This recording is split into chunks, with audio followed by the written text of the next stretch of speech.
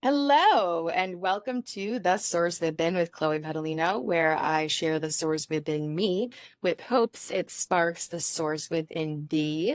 And today we're going to discuss some limiting beliefs and how to manage them and how to challenge them. And why is this important? Well, it's important because it gets in the way of us really realizing our full potential and from taking steps towards living the life that we desired. And today I have with me Cindy, who has an incredible amount of experience.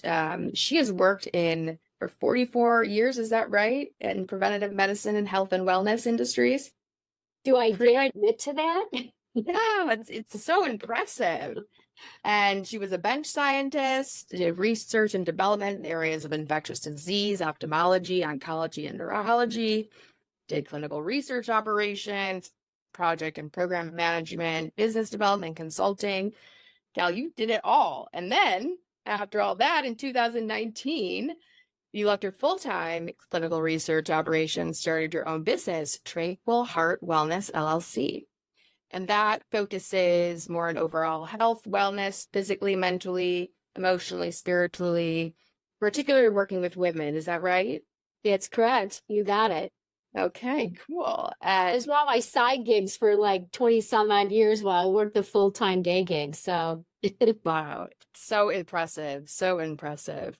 And so in your business, current business, you're a certified transformational coach and certified as a tap-based wealth coach, as well as registered yoga teacher, yoga therapist, and you've been teaching yoga for about 20 years alongside all of this stuff, right? yeah, actually about 25 now. Wow, so impressive. So impressive. And you're also a Reiki master and teacher. And it is through Reiki brought us together. It's right. It's amazing. Yeah, what a great conversation we've already had. So I'm really happy to be here. Thank you so much for taking the time to be here. So shall we just dive in? I think we Yeah, let's dive right in to tonight's topic. can. So we can talk a little bit about how we develop these kinds of limiting beliefs. And I'm curious in your work with people, how has it come up for you? And what do you kind of tell people about how they might develop this or how they can prevent it from being developed in others, perhaps if they're parents? A lot of this actually came up. So again, I've done all of my own work. I'll put it that way in terms Sure. of doing some deep inner work to realize what were some of my limiting beliefs and how they were, as you say, how they really kind of impact our full potential. And they can really get in the way of achieving the goals that we want to achieve. And sometimes, they work for a certain period of time.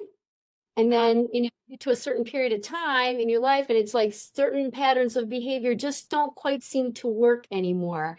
And I think that's where we start to feel stuck. That's when we start to really examine, okay, so what's going on? What's behind this? And a lot of times, well, I have to say most of the majority of the time, there's some type of limiting belief or block that's getting in the way that we need to excavate underneath, see what's going on there, and see if we can move through the resistance, if you will, and move through that box so that you can really, take some bold action to move in the direction that you want to move in. And I really look at limiting beliefs as this is to me, it's our blind spots, right? So it's all the negative messaging, all of the negative thoughts and feelings that we tell ourselves are actually true. So I know you and I talked a little bit about this before, but to me, it's like all the messages that are handed down, right? It starts from the parents, but there's so many levels to this. So many levels to this in terms of messages that we take all in as this is the show, this is how it's supposed to be. Yeah, definitely lots of layers that come in. I think there are kind of there are bigger pictures. So I'm a social worker, so speaking from that lens, there are systemic and there are institutional.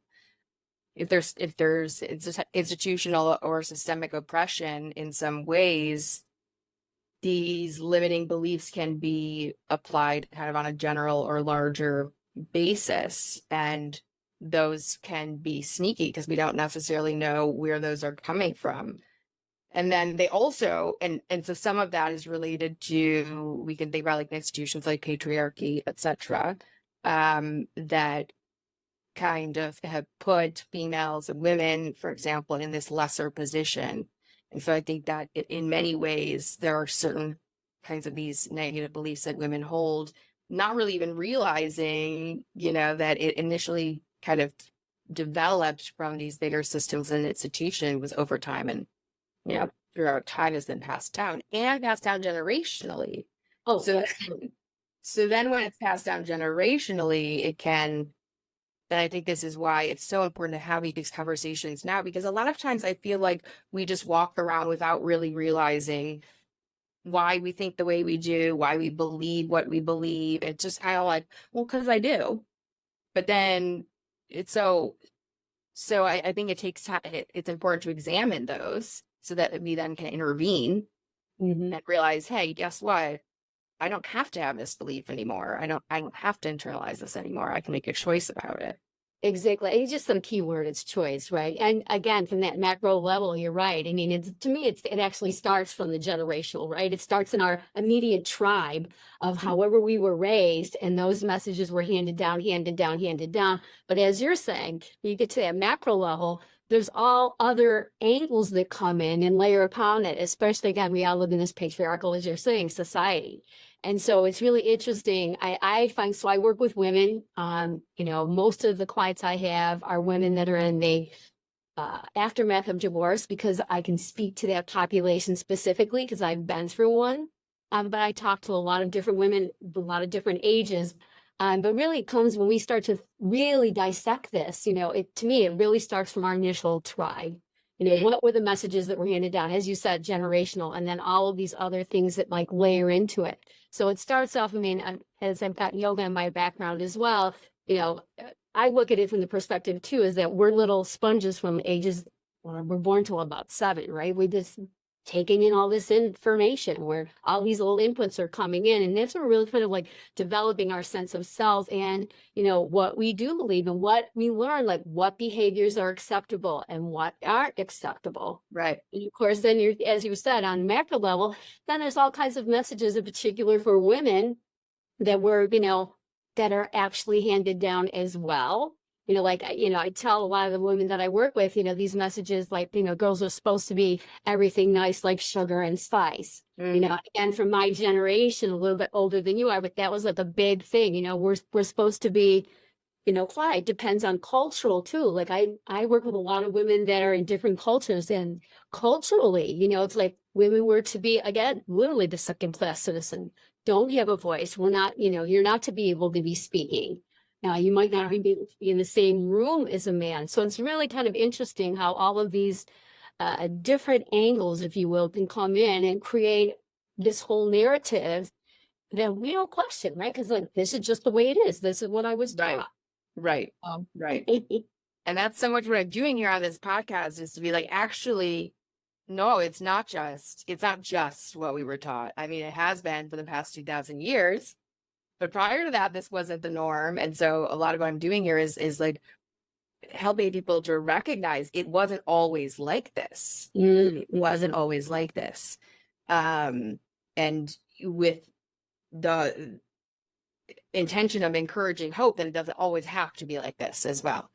Yeah, I wholeheartedly agree. I think that's the big message that I like to give to the women that I work with too, is that no, you do not have to accept that. I mean, it may be this is what was like put forth to us, but once we start feeling, and it's typically what ends up happening, is you get to a point in life where you're just like, that just doesn't quite feel right.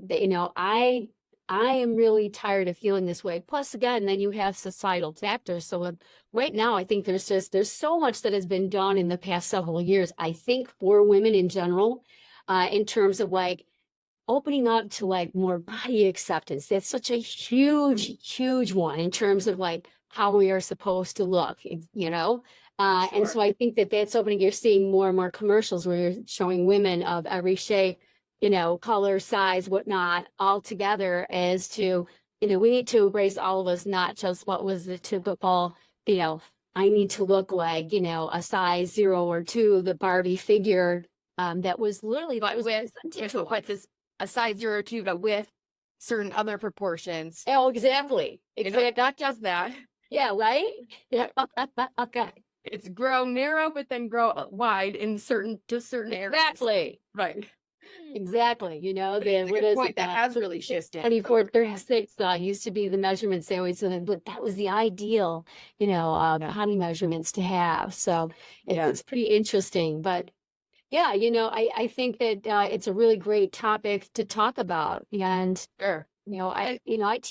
again, I go back to when I'm dealing with my clients, I give them a lot of examples so that they can get a picture because of which I don't understand where this came from.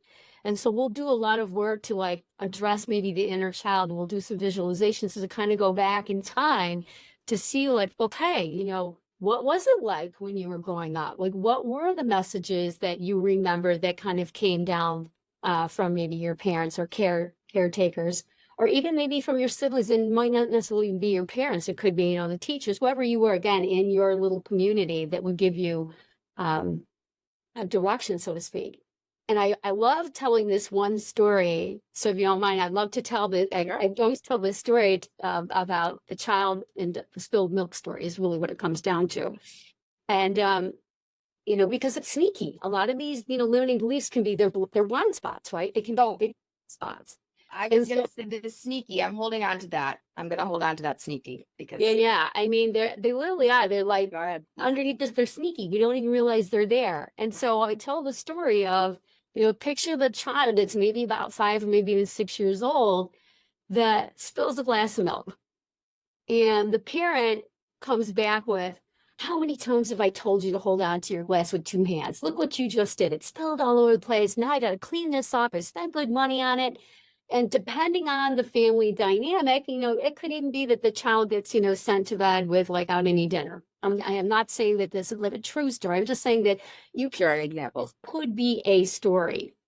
And so, sit back and think about how this child now has absorbed, right? So now you've got a heightened parent, right? They're like, I talk a lot about fight, flight, and freeze. So the stress response, and this is not to blame the parent. They could have had like a completely stressed out day. Maybe they got multiple children that they're tending to. Who knows what's going on in their life? Sure. But the way it was presented was in this heightened, angry, maybe not the most pleasant kind of voice. And this child now is absorbing all of this information in, right? And so, I always ask my clients, I'm like, so what do you think messages were actually like, passed on? What did that child kind of take in at that moment? And so we'll dialogue about that and we'll, come up with the common threads that come up are, I can't make any mistakes, right? I'm not good enough as I am. I need to be perfect at all times, and maybe I'm not deserving. It's not deserving of love or whatever if I make a mistake. So there's a whole cascade of messages that could have actually been absorbed by the child. And again, this is not the parent's intent, right? Sure. No, no. Tell you you're not good enough. It's just that maybe they're just having a bad day. But if there's repetition on this, right? And now we're taking this all in, and then this gets layered and layered and layered upon because again, we've got, as you say, in the macro level, now we've got all these other inputs coming in. Right? We've got all these societal, institutional, cultural, whatever the cascade of layering can happen, we take it all in. And so now it's like, it's proof, right? It's like, oh my gosh, they were right. I didn't deserve. And now somebody else is telling me I don't deserve, and then there's all of Confirms it. right. I mean, so then it's like, now we got to escalate. But so I give that example because this is where you can say it's sneaky, right? Because as adults, we may not even remember any of what happened in our child. Maybe we do, Right. really lots and lots of that. Yeah, but initially you might not remember any of that until you start to really do a lot of your own like deep inner work to really estimate and see like, gosh, yeah, man, that's where that came from. Right. Right. And then once you do that, you can kind of release from it and be like, okay, that's where that came from. I can give that some love. I can give my child self that, love for that time period. It's kind of a way of repairing and healing. And then going forward, we can kind of choose something else as the alternate. Yeah. But your point about sneaky, very sneaky. And so I think, okay, so one, it's sneaky. And then two, to your point, like not everyone can go back in time and remember. And I'll use my own example, which brought me to like, okay, but maybe it's not just about specific events. Maybe there's something that's a more collective internalization of these messages. And so the example was when I was developing this podcast, talk about beliefs about worthiness coming up. Am I good enough? Do I have enough, knowledge about this?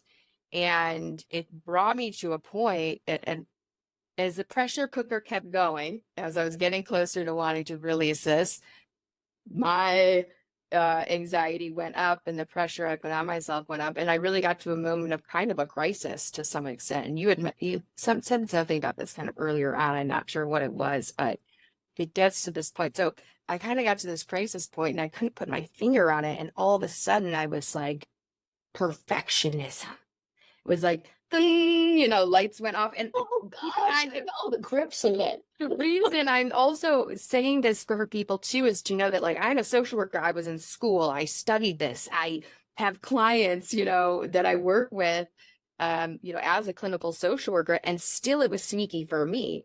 It's like, yes, I know I struggle with perfectionism from time to time, but this, how it just kind of, I thought, I have that under wraps. I got it. I'm a confident, cool woman. I know my thing, all good. And then boom, it just kind of was like, whoa, you don't just have it. Like, this is something you need to look at and you need to actually address. And in looking back on my childhood and thinking about that, I'm pretty self-reflective. And because of the work that I do, I can't think of any, sort of traumatic event that was the source of this. It's not even a putting a finger on it. What I was thinking about more and more is that, we think about women and men pay differences, wage differences, for example, or you think about classroom dynamics, who gets called on, who doesn't get called on, kind of thing. And what I hypothesize that is in some way is that women are more likely to feel this a sense of inadequacy and needing to over then do or over prove or over explain or over whatever it might be, just by kind of virtue of the messages we get from society, at least thus has been the Yeah, messages. couldn't agree. I could not agree more. For me, the big aha, or I should say, when I had my explosion, I went into uber perfectionism mode is when I went through my divorce. Mm. And it was really, so I'm not here to blame and shame. I'm not here to blame and shame my ex. Like, I'm not here to blame and shame my dad but those are the two men that in my life, literally, there were certain events that happened that put me into this place. It was like there was a little kernel or a seed of perfectionism inside of me from early on in childhood. Again, as I do more, the more inner work you do, the more you can actually see this. And so there were certain events that in my childhood really like fostered that perfectionism. But going through my divorce really was like, to me, the topper. And I literally got to a point was like, oh my gosh, I literally was questioning, am I not good enough? Am I not pretty enough? Am I not strong enough? And there was a lot of blame and shame, like it was all my fault. And so it's like, I literally had this limiting belief that said, you're not lovable unless you're perfect. Right. So I didn't even recognize that was really what was going on inside of me at the time. Sure. If I went, then that's why I say they're sneaky. I didn't even realize that was going on at the time. I just was like, put your head down to the grindstone. This is what you need to do, and like uber survival mode. But perfectionism was like the whole round work. That was it. That was like really, I'm driving down the perfection lane right now with my head down because I was in survival mode. And seriously, it took a very long time for me to actually like start to see that. And, this is where the inner work, for me, it was when I started doing yoga and meditating that I started to recognize that, oh my gosh, like all of my validation was coming external resources, right? That was the only way that I felt good enough, right? It was like, Right. perfect. And then to validate that perfectionism, it was somebody from the externally would have to like let me know. Otherwise, I didn't really believe it. And so when you start to really, yeah, peel back the layers of the onion, so to speak, and you can Yeah.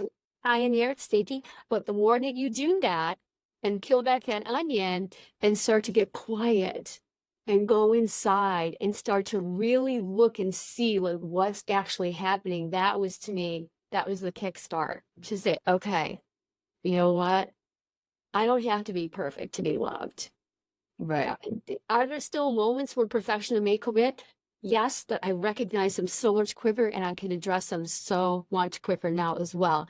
But to get there initially, again, to me, and I tell this to my clients all the time, to the inner work. It's so important to get quiet, Right. to listen inside. Right. Absolutely. Absolutely. And it's so important to quiet and listen inside. Now, I also know though that people are like, they might not want to spend all the time getting quiet and going inside potentially, they might not want, but so there's also what we're talking about today are things that people can, okay, start noticing. You just start noticing, just start observing. Being curious about yourself is another approach to have it. Because I think it's cautious not to then get judgy about, you can also get judgy about the fact that you are doing the perfectionist stuff. And then it's kind of a cycle. So I think, Oh, right. So, you mean the so I also want listeners to be like, cycle? yeah, right. The shunting guilt cycle that we get into. Yeah, Yeah, exactly. we could go on and on about that too. Again, when you first start, right, your inner critic comes up because that, the protection, is that protectionism, protectionary mechanism, I should say, your inner critic. But I think the more that you can come at that with a perspective of love, again, it's a journey, right? This takes time. It's a process.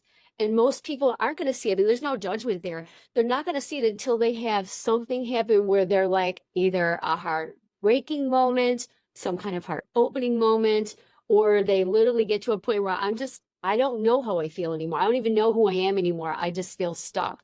And it's typically when I start to see clients is that, and I can't really put my finger on it, Cindy, but I just feel stuck. And that'll be like that's their classic line. I just feel stuck. And so then it's like, okay, let's dig, right? I feel stuck in the mud. Let's start to dig under that and start to get into it. But you're so spot on, Clay, in terms of like, there can be a lot of judgment that comes in Just and for having it, for even yeah, experiencing it. exactly. Which is why I want to talk about it, because there's no judgment. We all, as I'm saying, I'm a social worker, for goodness sake. I studied this, like, no judgment.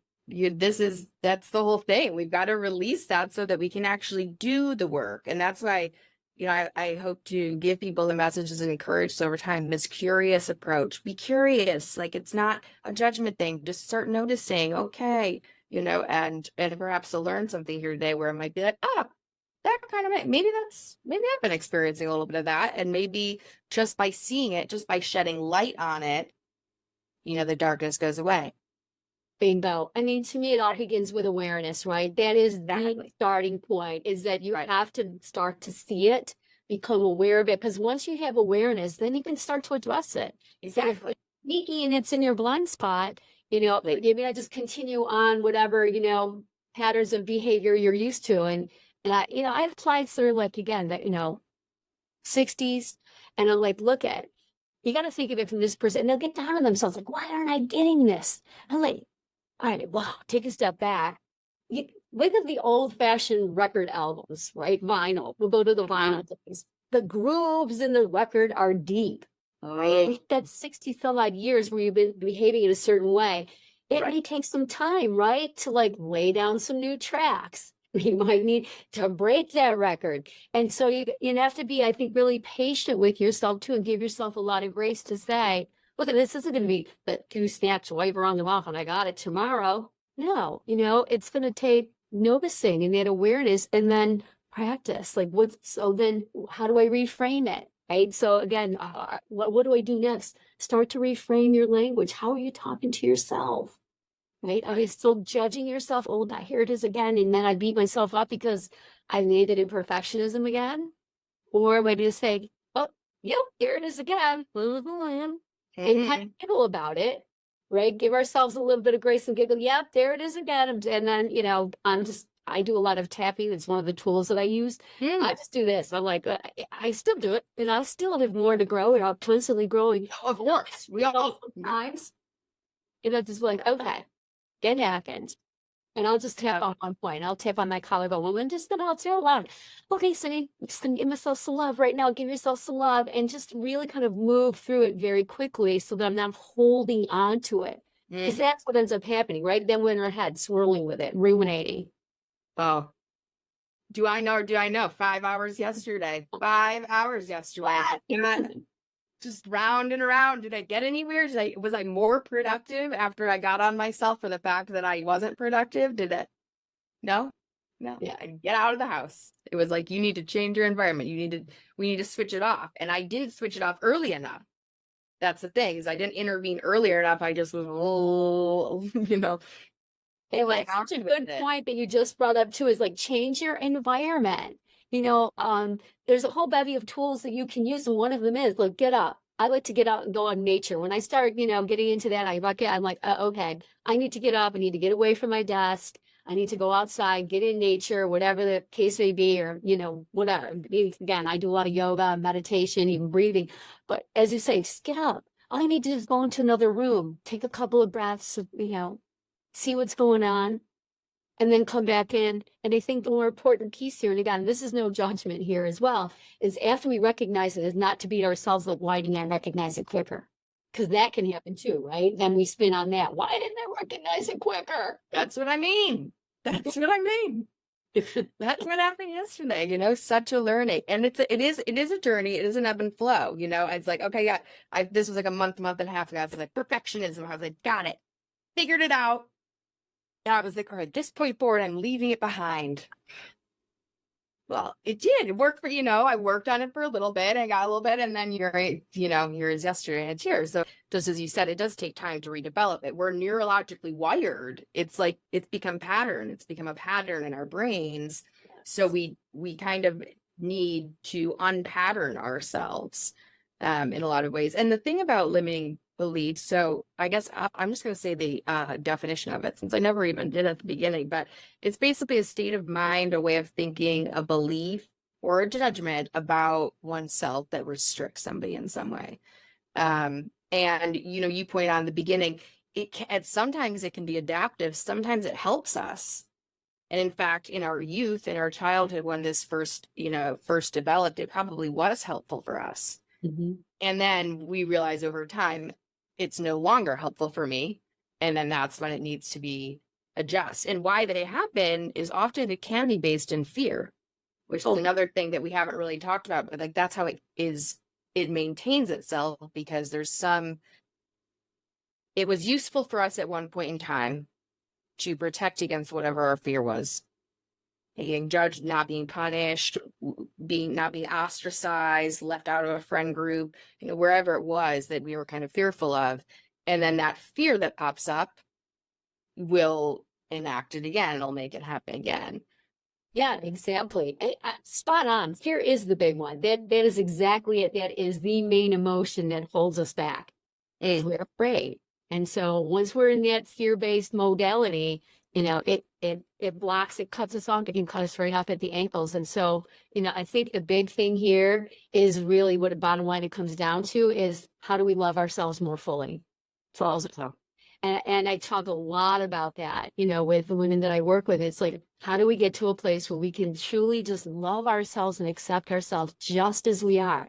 Because we have, and this too, is that we're multidimensional beings. We own every single side that could possibly be out there.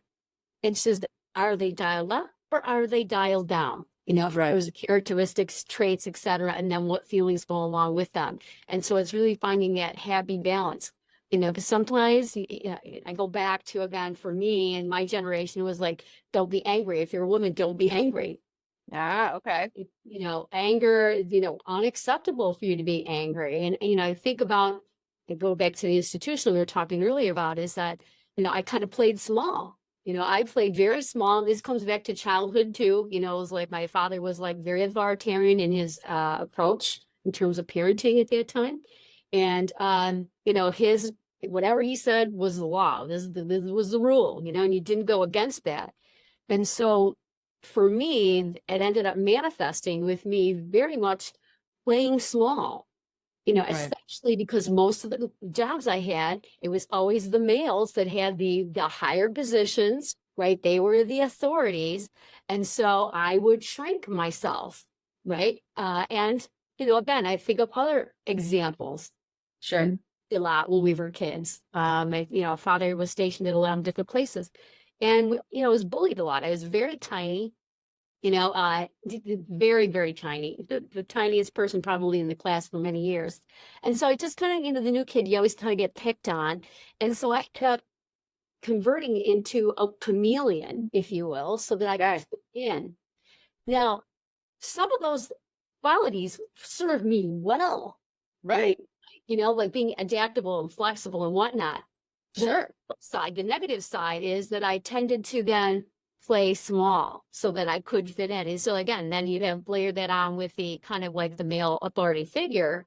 And, you know, it really didn't serve me well. Even though I was successful, you know, in what I was doing in terms of my career, my full-time career, I still didn't feel like I was really able to be my full authentic self. Oof.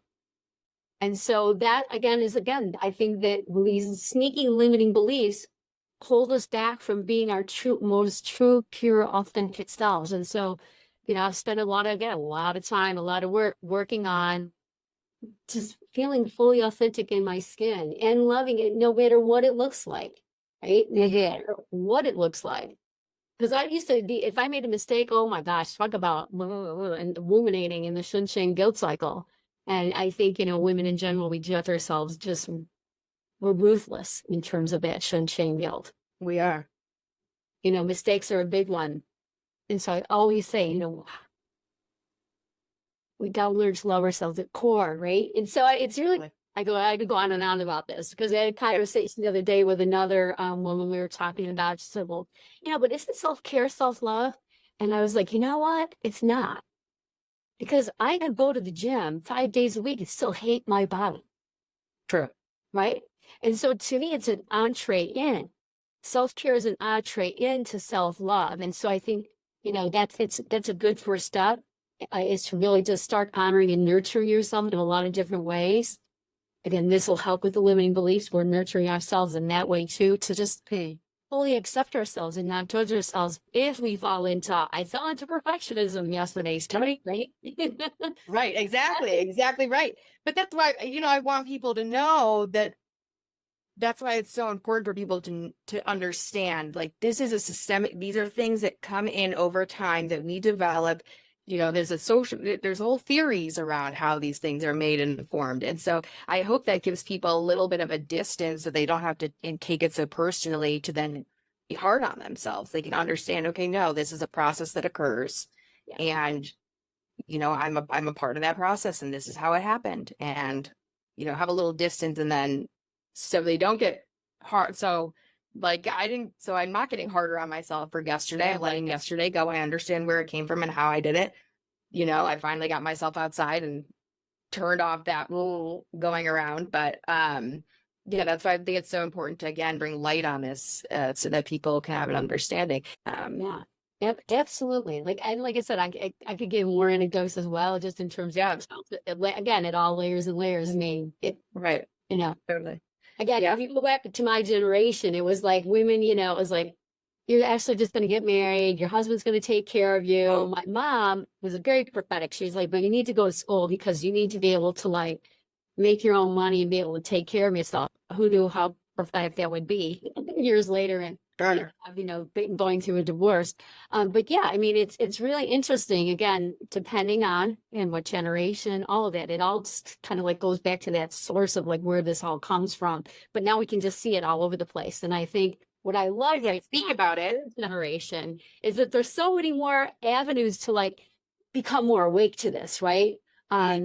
the internet, we didn't have the internet, didn't even have it when I was literally like kind of like just getting that what was going through my divorce. So it's really kind of interesting to go back in time to see like what tools were even available to us. And I think like this is great, having this type of platform to be able to like again speak what's going on so that more people can say, yeah, you know what? Oh, wow, that is happening to me. And Right. what kind of tool can I take away then, or nugget that I can take away that's going to help me maybe on my journey? So it's really Yeah. doing. Very important point, because you were really like prior generations prior to the internet basically were really isolated. If we think about it that way, you only had the info that you literally had physical access to. People don't even realize that, that it didn't have, we couldn't be doing this right now. We couldn't even be having this conversation and then also be sharing it on a global way. So people were really stuck in terms of and feeling isolated and not having this forum. So that's right. And my generation is, the first, maybe the, first, second that we also feel safer to speak about it, because you just couldn't back in other time frames. And I think that's important for my generation and younger to recognize that this as well, that this is, our moms, for those who are my generation, our moms, for example, might not have had this opportunity, or it wouldn't have been safe or okay to speak in this kind of free way. So, It's amazing. I mean, we even had women haven't had the right to vote, for let's go back, we can Cindy, how long did it take us to get that? I mean, Cindy, do we need to talk? Do we even have another episode? Because I could get in exactly. we could get into another episode. So, all right, we'll pause, push the pause button because I have a whole journey on that one as well. Yeah, and maybe we'll do another one. Yeah, maybe we'll do one on being a woman throughout time. Yeah, like because that's I want to back to something you said though that I think is really, really important, Chloe. It's you said being the observer, and so I've had clients ask me, "Well, how do I become the observer with this negative self-talk?" And one of the tools that we use a lot, that I use a lot, is give her a name. It's like give her a name. And so I have one client right now where she calls her inner critic Big Bad Beatrice. I love that. And so when she starts to hear all this negative, chat at her, she'll be like, "Oh, it's Big Bad Beatrice again," And so again, it's a tool to kind of like get outside of ourselves. Now we can start to become more observer of like what's going on. So I think it's such a great tool, and a lot of women have used it. Like, oh, they told me the feedback I received from that is it works wonders, because it like short circuits then that shouldn't say guilt cycle again, whatever swirly or rumination we're in, because then we're recognizing, it's just this. Yeah, it's just the inner, it's the critic. Right. See the critic. It's the inner critic. Yeah, I love that. Thank you for sure. Yeah, thank you for pointing that out again, because that objectivity, that's really important to be able to intervene. If we take everything so personally, we're so hard on ourselves, there's like no wiggle room to get in there to like get a little space from it. So I love that. Thank you for bringing that up again. Big bad Beatrice. Those big bad Beatrices, big bad Beatrices, or big bad Berts. I don't know. Or guys, big bad Bert. Don't you a lot about women's stuff, but I don't want to dismiss that men also can feel these things. I don't want it. Yeah, it's not the way. Totally agree. I just tend to work my client base as women, so that's why I'm always referring to. You're absolutely right. Totally. I just wanted to point that out there, because it's not, everyone can kind of experience this. So kind of in looping back to maybe bring us back to, okay, so some of the common limiting beliefs, I'll just go there, are like, I'm not good enough, just to circle back, I'm not worthy enough, don't have enough experience. There are kind of some other ones with that. And those lead into then what pop culture now is talking about, things like imposter syndrome, things like perfectionism. There's probably others that, and you've encountered too in your work with folks, but I just wanted to make that link, is that, okay, we have these underlying core beliefs in social work and in clinical talk, it's called these core beliefs that we have. And then they manifest in these syndrome-y ways such as perfectionism or imposter syndrome type of thing. I mean, you know, imposter syndrome, you brought one right up, imposter syndrome, right? That's, you know, that's a biggie. I think a lot of us, especially when you move into, I know I felt that when I jumped into being a solopreneur, right? I always had like a full-time day gig or whatever. Not to say that maybe some imposter syndrome came along with that. At certain points, probably when I was new at a job a little bit, well, do I have Sure. enough to? But I think with age, you kind of like move through that. But I simply felt it when I jumped into, you know, being my own boss and trying to put myself out there in a very authentic way. So then I think that's where, again, the fear comes in, even the perfectionism kind of runs back in. And you're right. You know, it's like you kind of don't really feel like you had enough experience. And what I have found is that that's when people do like, oh, I gotta take another course, I gotta take another course, I gotta take another course, because they're afraid to put themselves out there for, again, fear of somehow I'm going to be judged. Right, right, right. And I'm half and half on saying this, but I'm gonna say it though. I do think this is something that does impact women at a higher rate than men. Because I've seen men my age, for example, who are entrepreneurs, etc., and have the Instagram and have these businesses and whatever, and they're sometimes a response well, you just got to do it. You just got to do it. You just got to put yourself out there. No procrastination. Just do it. And I'm like, yeah, right. Just do it. Just commit. It's like, okay, then those things bubble up, all these things in front of me, right? That I'm not sure they know the feeling of that sometimes, right? That I agree with you. I got a patriarchal society, right? I mean, men have been in the power positions, if you will, forever. Well, not forever, but in our lifetime, they've been in the positions of power. So I think, again, it just comes down to women are judged on so many different levels. I mean, I don't know if you saw the Barbie movie, but I like America Ferrera's monologue in that. If you've not seen it, you've got to watch that piece of it, because it really does it so hard. She basically explains how difficult it is to be a woman and how we literally live on the razor's edge. Don't be this old, but don't be that. Right. And so there's always this line of like, we're going to be judged, we're going to be judged, we're going to be judged. And so what we do, self-protection, we're going to judge ourselves as, if I'm not ready. Right. Oh, yeah, I'm not, no, and so you're right. They just blast through. I'm just going to jump in 2 feet and do it. If it works, great. If it doesn't, I learn something and I go on from it. Totally. I hear that. Yeah. Right. But then you also can get in the cycle of then like, why can't I just jump in it? Okay. I think everybody gets it now. We have it. Right.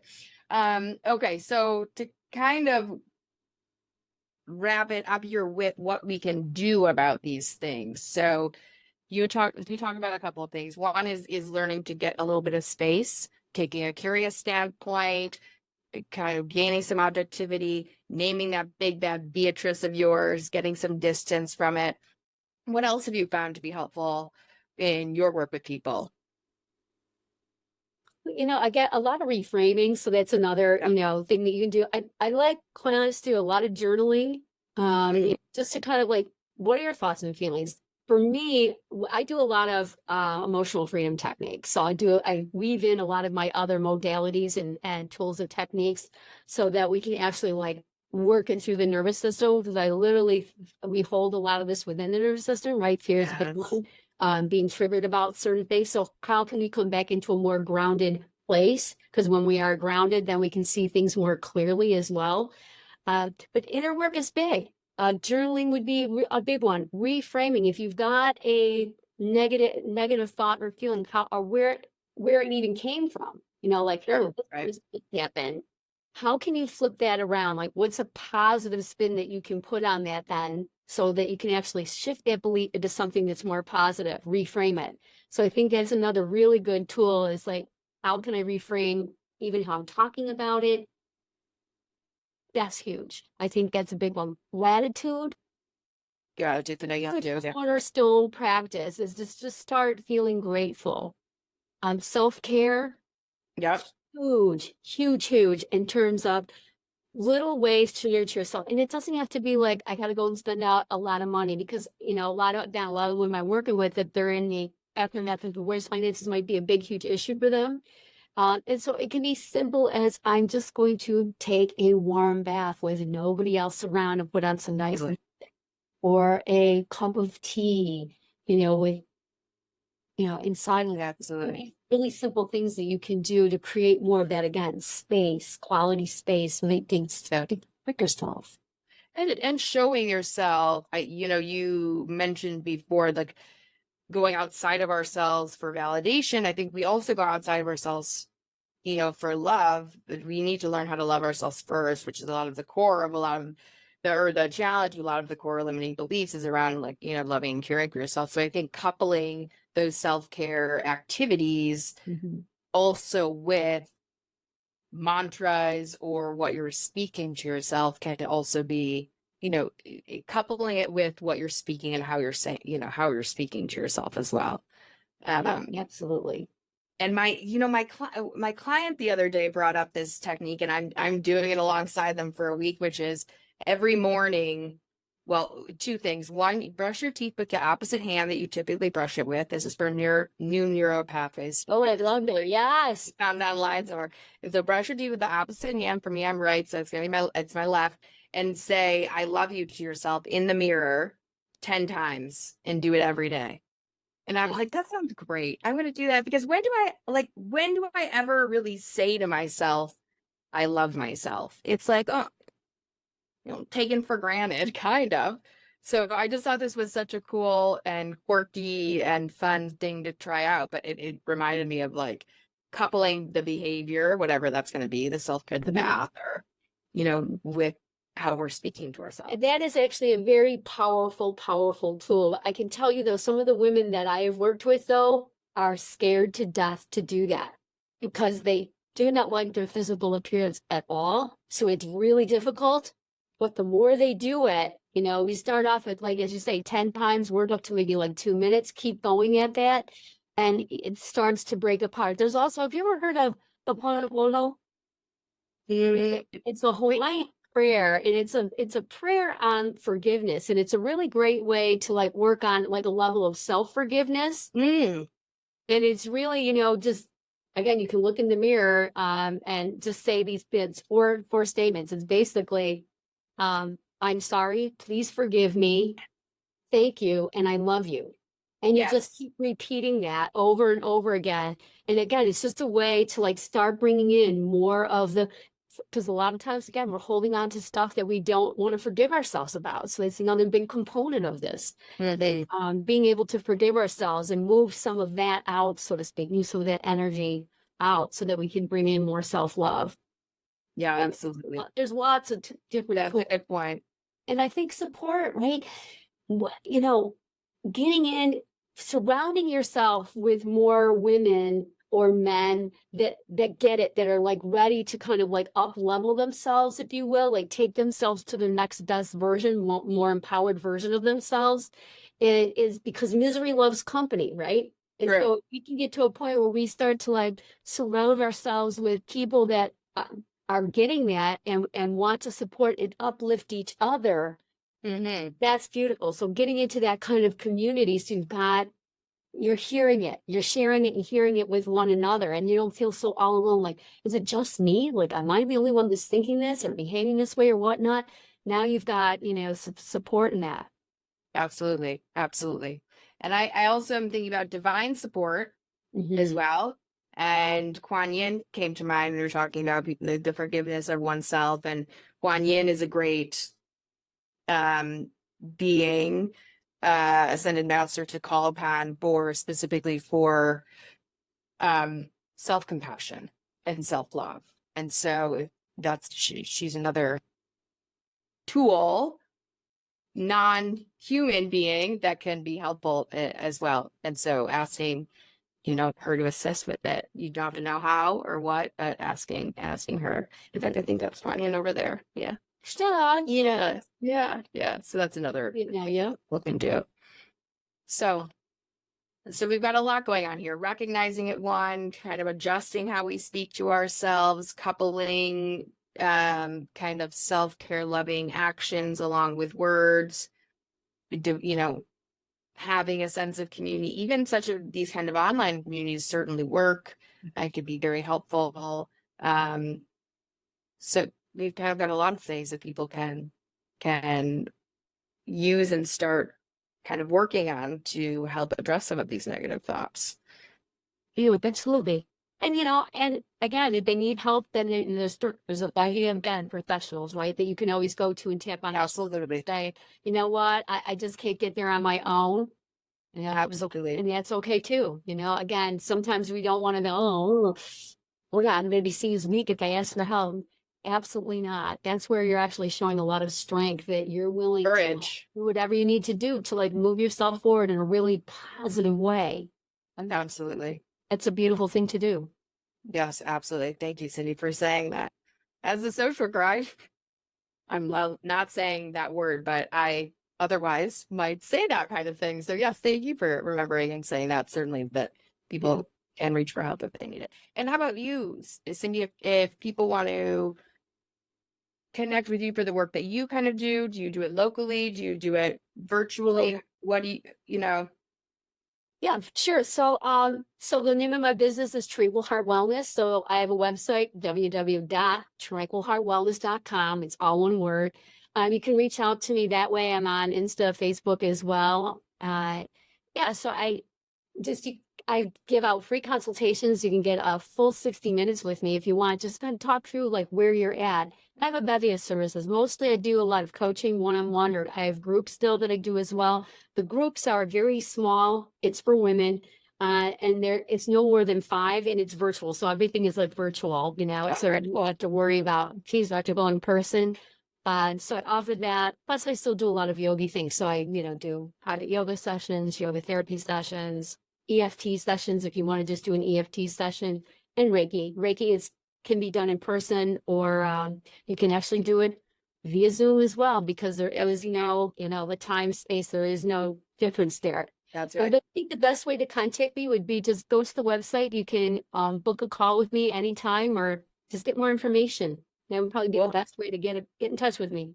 Wonderful. Well, thank you so much, Cindy, for being here today. Really appreciate it. And yeah, I look forward to having you back again on the Source Within. So thank you Thanks, so much. Chloe. Thanks so much. You're welcome.